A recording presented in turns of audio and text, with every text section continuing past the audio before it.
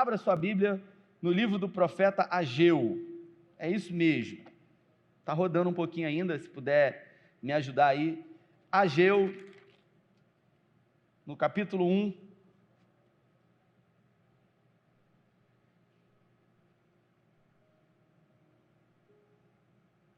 Profeta Ageu, pode procurar que tem. No celular é mole, difícil é no papel.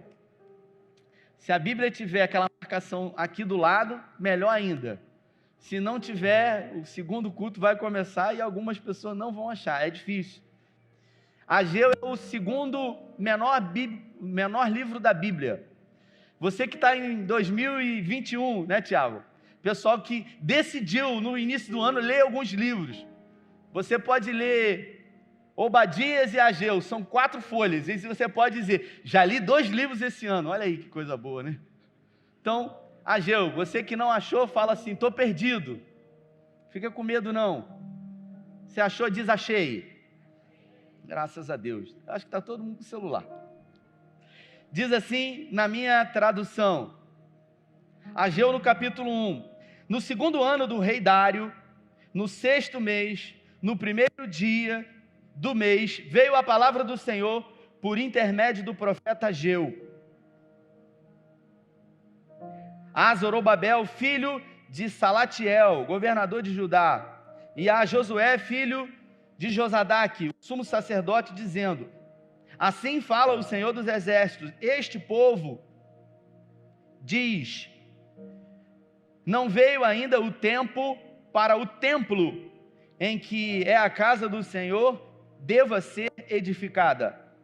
Veio, pois, a palavra do Senhor por intermédio do profeta Ageu, dizendo, acaso é tempo de habitares vós em casas luxuosas, enquanto esta casa permanece em ruínas? Ora, pois assim diz o Senhor dos exércitos, considerai o vosso passado, tendes semeado muito e colhido pouco, comeis, mas não se chega a fartar-se, bebeis, mas não dá para saciar-vos, vesti, mas ninguém se aquece, e aquele que recebe o salário, recebe para pô-lo numa sacola vazia. Assim diz o Senhor dos exércitos, considerai o vosso passado, subi ao monte, trazei madeira e edificai a casa dela, e me agradarei e serei glorificado, diz o Senhor. Até aqui, vamos orar. Pai, essa é a tua palavra e nós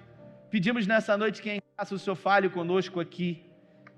Eu peço que o Senhor me use como um instrumento nas tuas mãos, uma ferramenta aqui. Usa a minha voz, a minha mente, me usa para falar aquilo que o Senhor deseja falar conosco aqui, em nome de Jesus. Se você crê, diz amém. Fidelidade só aceita 100%. O tema eu resolvi tirar do culto de semana passada. Eu tenho trazido uma linha de raciocínio com as pessoas que têm assistido aqui os últimos 3 cultos sobre posicionamento e sobre fidelidade ao Senhor, sobre a forma como você realmente coloca o Senhor na sua vida. Existem pessoas que decidem colocar Deus como prioridade. Existem pessoas que elas estão em prioridade na sua vida. E as outras coisas? As outras coisas elas vêm numa ordem que a gente escolhe. Se você ler a Bíblia, você vai ver que a Bíblia nos mostra que em primeiro lugar na nossa vida tem que estar Deus, Cíntia. Primeiro lugar Deus, e eu vou repetir, em primeiro lugar Deus, não é igreja, é Deus, não é um ministério. Em primeiro lugar, segundo a ótica cristã da Bíblia, em primeiro lugar deve estar Deus. Em segundo lugar, na nossa vida deve estar a família. Em primeiro lugar Deus e em segundo lugar a família. Em terceiro lugar a igreja. Perdão, em terceiro lugar o trabalho. Eu troquei aqui. Primeiro lugar Deus, segundo lugar família, terceiro lugar trabalho. Tem gente que só vive na igreja e não trabalha, é mandado embora do trabalho e diz que o inimigo está furioso. Não, foi você que mudou a ordem. Primeiro lugar Deus, segundo lugar família, terceiro lugar trabalho e quarto lugar igreja. E quinto lugar lazer. Essa é a ordem que deveria ser. Família é prioridade, mas Deus vem primeiro. Por isso Deus chegou para Abraão e falou, Abraão, eu quero o seu filho Isaque. O que é que ele fez? Levou Isaque. Deus pediu o sacrifício, mas Deus não permitiu que o sacrifício fosse feito, porque Deus é um Deus de família. Foi Ele que criou a família. Deus criou duas instituições só. Você vai ver na Bíblia toda, em todos os 66 livros, somente duas instituições criadas por Deus. E a primeira instituição foi a família, porque o nosso Deus é um Deus de família. A segunda instituição que Ele criou foi a igreja. São essas duas. Então, tem pessoas que não priorizam Deus em primeiro lugar. E quando eu falo Deus, e durante toda essa mensagem, todas as vezes que eu falar que Deus tem que ser uma prioridade na sua vida, eu não estou falando de igreja, eu não estou falando de célula, eu não estou falando de pastor, eu estou falando de um relacionamento, de uma vida relacional com Ele. Esse texto que eu acabei de ler foi o profeta Ageu que escreveu. E esse profeta, ele foi um dos poucos profetas pós-cativeiro babilônico. Ele, o profeta Zacarias e o profeta Obadias, eles profetizaram depois dos 70 anos que o povo de Deus ficou lá na Babilônia. E Deus havia declarado que depois de 70 anos o povo retornaria. E eles teriam a oportunidade de ser livres. Lembrando você, o rei Nabucodonosor já havia tentado algumas investidas contra a nação de Israel, especificamente a cidade antiga que Davi havia construído, fortificado, seu filho Salomão, feito aquele templo faraônico. Nabucodonosor tentou invadir, ele tentou passar pelas muralhas, ele não conseguiu, até que ele veio com uma estratégia e ele conseguiu. E ele levou os mais importantes, os mais influentes, os mais inteligentes para a Babilônia. O profeta que eu acabei de ler, ele foi levado para a Babilônia. E lá ele ficou durante 70 anos, só que ele era uma criança ainda. Ele era muito pequeno. E depois dos 70 anos que foram cumpridos, a Babilônia ela foi invadida pelo governo medo-persa, que foi fortalecido na pessoa do rei Ciro. E eles subjugaram a Babilônia, e o rei Ciro liberou um decreto dizendo que os judeus eles poderiam voltar para Jerusalém, aqueles que quisessem. Alguns estudos dizem que 50 mil judeus resolveram retornar. E aí, na sua cabeça, para você construir uma ordem histórica, cronológica, Deus havia levantado alguns profetas, como o profeta que reconstruiu as muralhas, o profeta Neemias, e isso foi antes. Neemias reconstruiu as muralhas que haviam sido destruídas. Nabucodonosor destruiu as muralhas e destruiu o templo. Lembra que Jesus falou que em 3 dias esse templo seria destruído? Ele estava falando dele. Mas ele também declarou que aquele templo que Salomão havia reconstruído, que era muito grande, ele disse, não vai ficar pedra sobre pedra.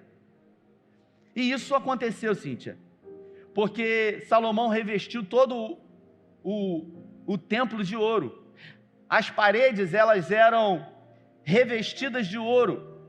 E quando o rei Nero botou fogo em Jerusalém, Nabucodonosor saqueou e botou fogo no templo, as paredes de ouro, que eram revestidas de ouro, aquele ouro derreteu. E eles não usavam porcelanato como hoje, que a junta é uma do lado da outra, não. As pedras eram colocadas e havia algumas fissuras entre uma pedra e outra no chão. E aquele ouro de todo o teto, de todas as paredes, ele derreteu. E eles começaram a escorrer pelas valas das pedras do chão e eles começaram a descer para o solo. Por isso, quando houve o saque de Nabucodonosor, o templo ele foi saqueado e os romanos e todos aqueles que vieram tentando de alguma forma invadir Jerusalém depois que ela ficou devastada, eles levantaram aquelas pedras para buscar o ouro que estava lá embaixo, que havia sido derretido. E por isso a profecia de Jesus que não ficaria pedra sobre pedra, ela acabou sendo realizada. Se você observar lá do lado de fora do muro, há algumas pedras ainda, né, Vinícius, se encontram lá expostas, que foram levantadas, pedras imensas. O fato é que Deus havia deliberado aqui, através do rei Ciro, o retorno para Jerusalém. 50 aproximadamente 1.000 homens, com a liderança de Zorobabel, começaram a reconstruir o templo do Senhor. E por que reconstruir o templo? Porque o templo sempre representou a presença de Deus. O templo sempre ia representar o lugar onde Deus se manifestava. Antes era num tabernáculo, numa barraca. Depois que Davi resolveu construir, Salomão construiu, foi no templo, naquele lugar chamado Santo dos Santos. Ali Deus se manifestava. Por isso os judeus, eles valorizam tanto a figura do templo. E a Bíblia fala que a obra começou e ela foi a todo vapor. Só que não é uma obra de fazer um kitnet, um puxadinho, uma casa ou uma congregação. Era um templo faraônico. E durante 2 anos eles se empenharam somente em reconstruir os alicerces dos muros. Do templo, perdão. Os muros já haviam sido reconstruídos por Neemias. E durante 2 anos eles ficaram ali se esforçando em reconstruir. E o povo estava alegre. O povo estava feliz. E esses 2 anos foram um tempo muito bom para o povo, até que o rei Ciro, ele foi deposto, e um outro rei chamado Artaxerxes, ele assumiu o trono, e os samaritanos, que também eram judeus misturados, começaram a reclamar com o rei Artaxerxes, dizendo: eles estão reconstruindo, e se esse povo reconstruir o templo, ninguém segura. Eles não vão mais pagar impostos a vocês, então vocês têm que fazer alguma coisa, vocês têm que impedir. Sabe, inveja? Gente que não está fazendo e está atrapalhando ainda quem quer fazer alguma coisa. É isso aí. O crente a vida inteira vai ter que lidar com isso. O crente a vida inteira vai ter que lidar com adversidade, com oposição, e não foi diferente naquela época. Os próprios irmãos samaritanos, que podiam não atrapalhar, aquela coisa, quem não ajuda não atrapalha. Não, eles não estavam ajudando e ainda estavam atrapalhando. E o rei Artaxerxes, ele lançou um decreto dizendo: vamos parar a obra, porque se vocês reconstruírem esse templo, ninguém segura mais vocês. E o povo já não tinha mais o que fazer. Então o que eles resolveram fazer? Eles resolveram cuidar da vida deles, Edson. E eles começaram a empreender, eles começaram a construir casas, empresas, negócios, e eles começaram a prosperar muito, Laerte. E a Bíblia fala que eles enriqueceram, e eles se esqueceram do Senhor. E eles deixaram o Senhor para o segundo plano, e as casas deles eram casas faraônicas. E Deus resolveu levantar o profeta Ageu, que profetizou aproximadamente 3 meses e meio, 4 meses no máximo. Foi o tempo que esse cara profetizou. Por isso que ele é um profeta menor. Não é porque ele é baixinho, é porque ele profetizou menos, e tem poucos escritos dele aqui na Bíblia. Então Deus levanta ele para despertar o povo, dizendo para o povo: vocês precisam reconstruir o templo. Já se passaram 14 anos, com mais 2 anos da reconstrução dos alicerces, 16 anos, e agora é hora de vocês botarem a mão na massa. Afinal de contas, vocês estão morando em palácios, e Deus não tem templo para ele. E ele começou a despertar, e a Bíblia fala que esses homens, eles falaram: não veio ainda o tempo em que o templo, em que é a casa do Senhor, deva ser edificada. Em outras palavras, eles disseram para o Senhor o seguinte: Dani, em primeiro lugar é a gente. Olha só, eu até sei, mas eu estou meio ocupado, sabe, não é uma prioridade para mim agora, Maquilane. Eu preciso resolver algumas coisas.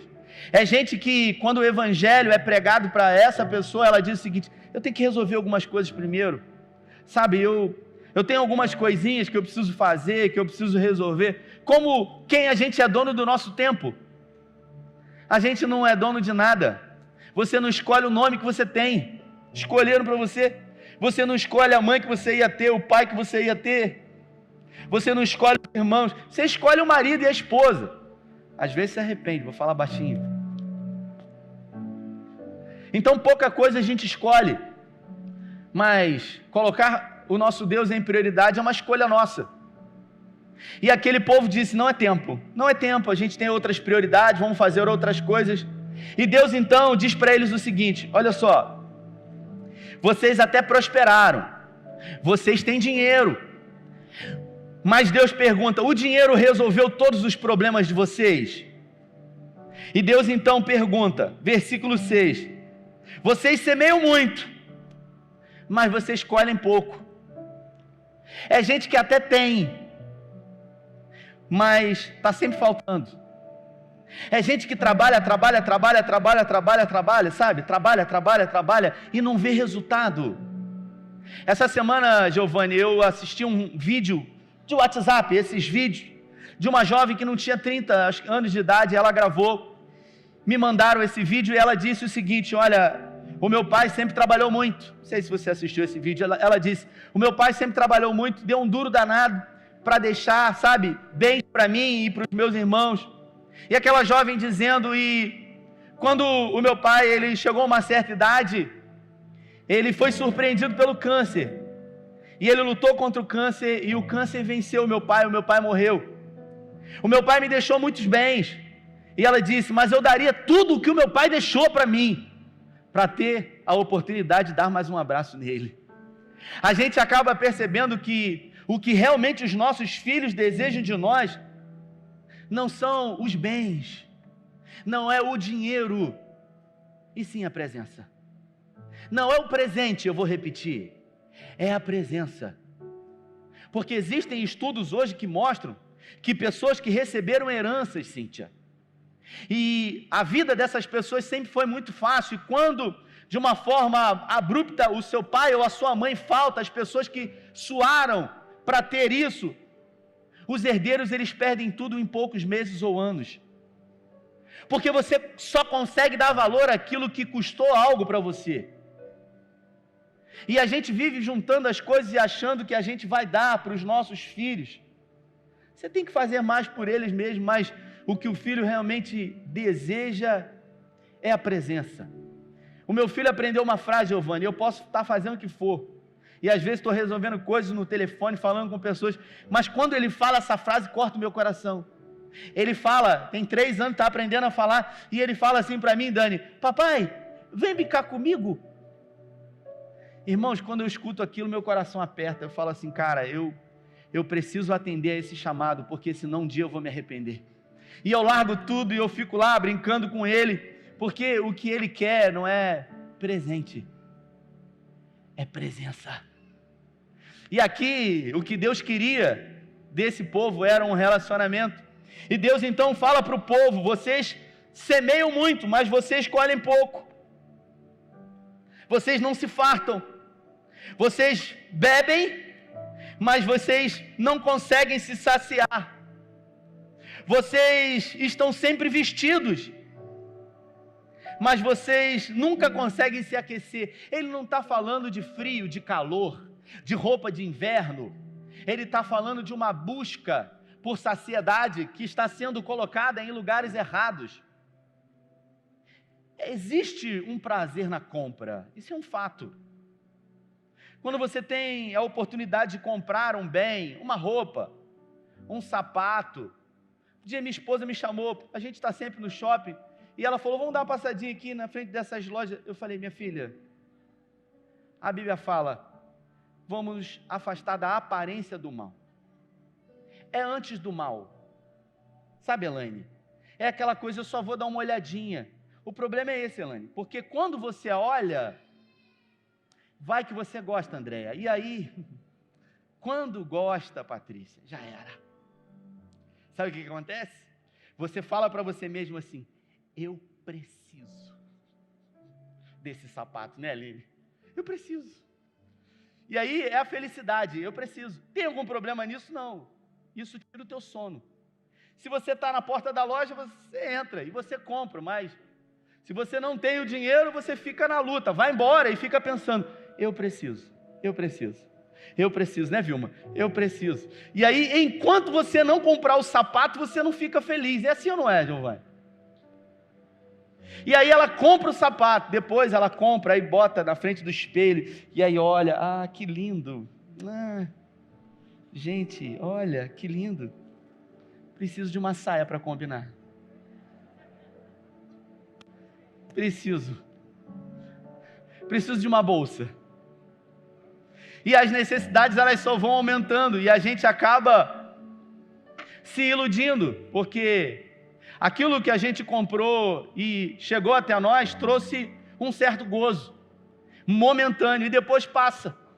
E a gente precisa substituir. Por isso, um dia eu preguei aqui, eu falei que nós nos tornamos pessoas que são acumuladores e substituidores. A gente acumula as coisas e a gente sempre substitui. A gente sempre precisa estar comprando algumas coisas. Esse povo aqui estava próspero, mas não era saciado por nada, não tinha completude. E Deus fala para eles: não é nisso que vocês vão se satisfazer. E Ele declara: eu sou o Deus de vocês, aquele que tirou vocês do Egito, aquele que fez proezas, milagres e maravilhas. E tudo que eu quero é um relacionamento, eu quero ser o centro. E Ele pergunta: vamos lá, o que aconteceu na sua vida quando você resolveu se colocar em primeiro lugar e não a mim? Esses caminhos levaram você para onde? Mais para perto de mim? Mais para perto de uma saciedade, de uma completude, ou para uma ausência, um vazio existencial, que sempre precisa ser preenchido com coisas que não preenchem? Aí a gente pega as coisas que estão do lado de fora, a gente coloca aqui dentro, produz uma certa saciedade, mas não cabe, porque é menor. Porque existe um vazio dentro do homem que somente o Espírito Santo de Deus pode preencher. Ele é a paz que excede todo entendimento. Diriam os filósofos aí de plantão que o dinheiro pode comprar a cama, mas jamais vai comprar um sono, né?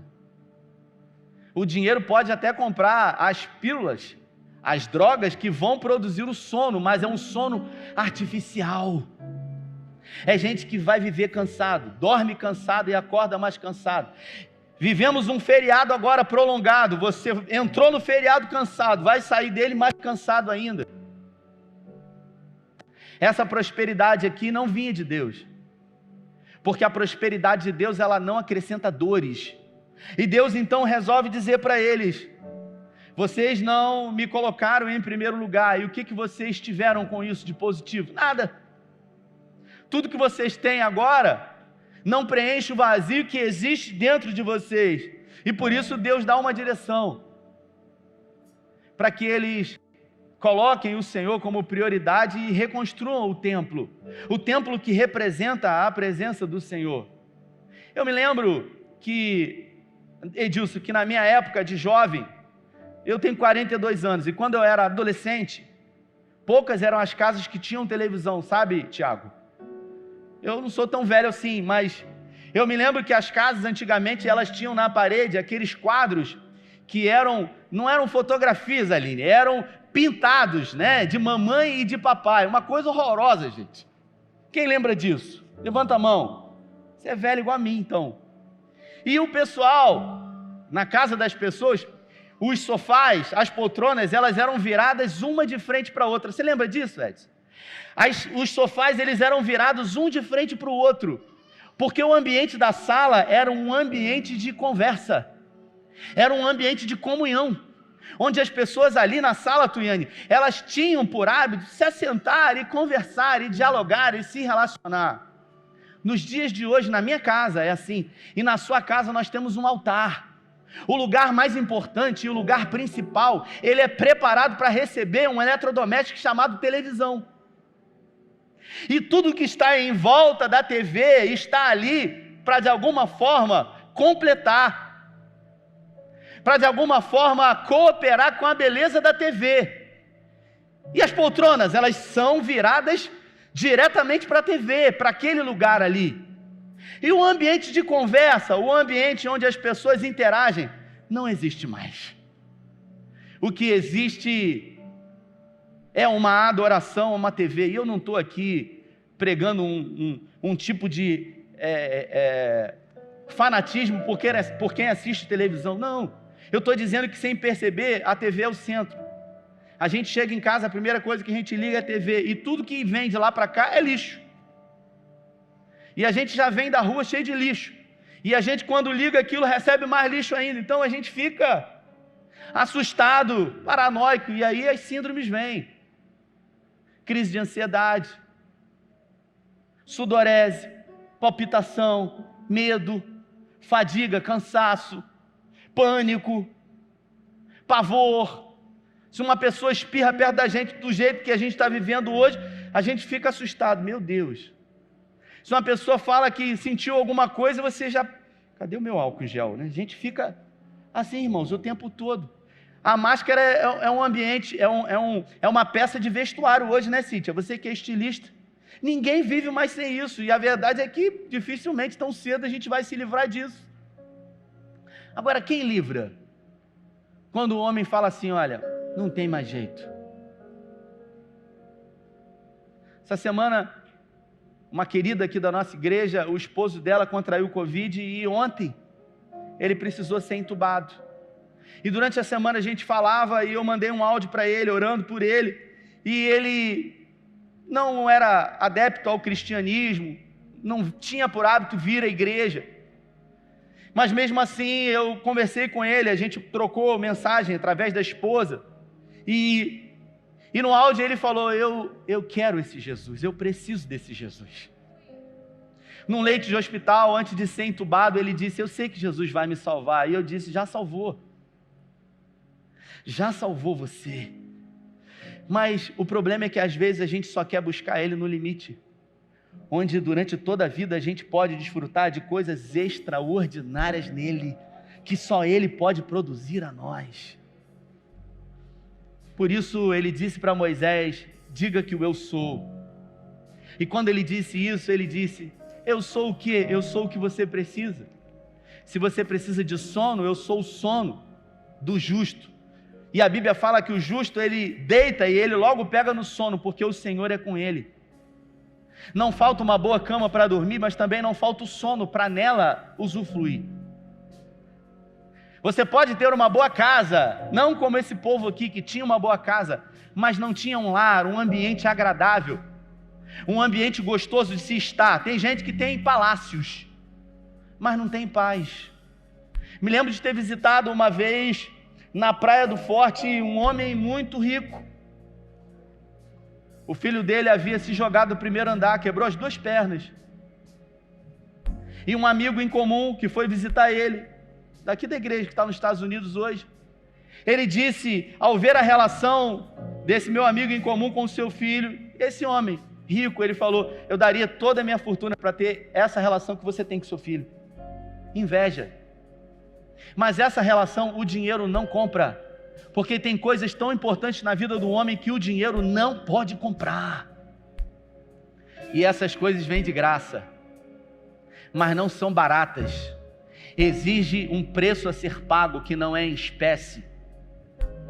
É em obediência, é em colocar Deus como o primeiro lugar nas nossas vidas. A pergunta que eu tenho para você nessa noite de ceia, que veio aqui hoje, será que nessa escala de prioridades Deus é o centro para você? Deus é a coisa mais importante na sua vida? Ou será que algumas outras coisas hoje são uma prioridade para você? E eu vou repetir, eu não estou falando de uma denominação, eu não estou falando de uma igreja, eu não estou falando de um rótulo denominacional, eu estou falando de Deus. Aquele que o homem, quando diz que é ateu, como Leandro Carnal, e não tenho nada contra, leio os livros dele, gosto das palestras dele, mas para mim o Leandro Carnal, ele vive em função daquilo que ele diz que não acredita, porque ele só fala de religião. Não sai da boca e da cabeça dele aquilo que ele diz que nega o tempo inteiro, que é a religião. Todo mundo tem fé. Até aquele homem que diz que não, que é ateu, o ateu, ele tem o seu Deus. Talvez o Deus dele seja ele, sejam os títulos na parede, seja o dinheiro que ele tem, seja as obras que ele realizou. Todo mundo crê em alguma coisa. A Bíblia fala que até o diabo crê e os demônios estremecem. Agora nós que fomos chamados filhos da luz, será que temos vivido uma vida aqui na terra de excelência? Ou será que lamentavelmente nós temos vivido o possível? Como o Mário Sérgio Cortella diz, ele diz, tem gente que faz o possível. E essas pessoas são pessoas medianas, são pessoas medíocres, são pessoas que vivem na mediocridade, que não é quente como o Apocalipse fala, e nem é frio. E a Bíblia fala que por não ser quente e nem frio, Deus está a ponto de vomitar essas pessoas. Falando sobre a igreja de Laodiceia. Então seria bom que você fosse frio. Ou que talvez você fosse quente. O problema é quando você não é nem quente e nem frio. Você é morno. Você é meio barro, meio tijolo. Você é Raimundo, um pé na igreja, outro no mundo. A história do muro se encaixa bem agora. Se coloque de pé. Um dia li uma ilustração que dizia que um homem se encontrava em cima do muro. E lá, para um lado, quando ele olhou, ele viu o inferno, um inferninho. As diabinhas lá, com pouca roupa, bebidas, música, muita agitação. E aquilo, de alguma forma, mexia com ele. E as pessoas que estavam ali, pouco estavam se importando com ele. Do outro lado se encontrava a igreja, os santos. Adoração, louvor, uma paz que excede todo entendimento. E ele, quando olhou para aquilo, ele falou: caramba. E as pessoas que estavam do lado do céu diziam para ele: meu filho, seu lugar é aqui, vem para cá. Você foi alcançado pela graça, o seu lugar é aqui, desce daí. E ele olhava para o outro lado, e o outro lado o seduzia. Mas ninguém o chamava, ninguém o atraía. As pessoas estavam distraídas com coisas, com afazeres. Até que ele viu um homem sentado numa cadeira e ele falou: ei, moço, dá licença. Então, sabe o que é? Eu estou aqui em cima desse muro. E o pessoal do lado de cá, eu gosto deles, mas eu estou realmente atraído por esse pessoal daqui. Eu não sei nem se isso é pecado, mas eu estou sentindo isso. E eu estou percebendo que vocês não estão nem aí para mim. E esse pessoal aqui do lado, ele está preocupado comigo. E aquele moço sentado na cadeira disse para ele: fica tranquilo, você já escolheu o lado, o muro é meu, você está comigo, meu irmão, estamos juntos, misturado. Porque aquele que sabe o que é certo e não faz, esse comete pecado. Você que está aqui hoje, e talvez tenha se despertado para essa palavra, e Deus não tem sido o centro na sua vida, eu queria convidar você a colocar Ele como prioridade na sua vida. Não a igreja, não a célula, não o pastor, não a denominação. Deus como centro. Que ao acordar pela manhã, que você seja como o esposo da Cíntia, que algumas vezes fiz algumas viagens com ele, o Cris. E me marcou muito, porque todas as vezes que eu viajava com ele, a gente ficava no hotel, ou que a gente ia para o Amós, quando ele estava deitado, ele acordava e ele sentava na cama, ele dizia uma frase. Todas as vezes. E por muito já viajar algumas vezes, fomos a São Paulo algumas vezes, viajamos para alguns lugares. E aí eu ficava esperando. Ele deitado na cama, Laerte. E quando ele sentava, ele dizia uma frase: graças a Deus. Ele dizia: graças a Deus. Ele levantava e ia andando para o banheiro: graças a Deus. E eu falava: esse cara é louco. Todo dia ele fazia isso. Ele não é louco, ele é grato.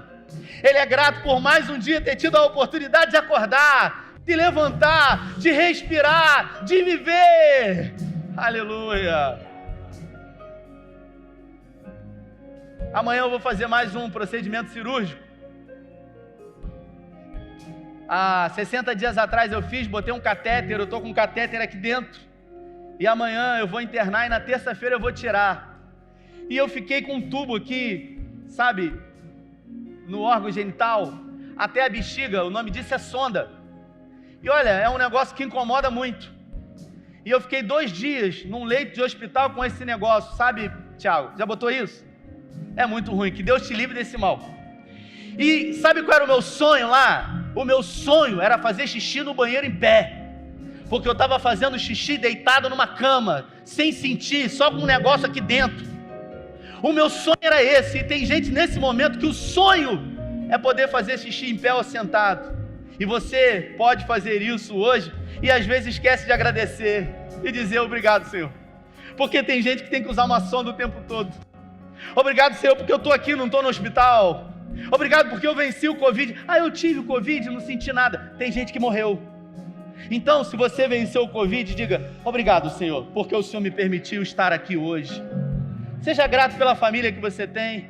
Coloque Deus à frente, mas coloque Ele hoje, não coloque no fim da sua vida, quando os médicos dizem, olha, agora é só orar. Não, nós vamos orar antes de tudo isso. Nós vamos ser gratos antes, porque Ele vai ser o centro. Então eu queria que você tivesse uma oportunidade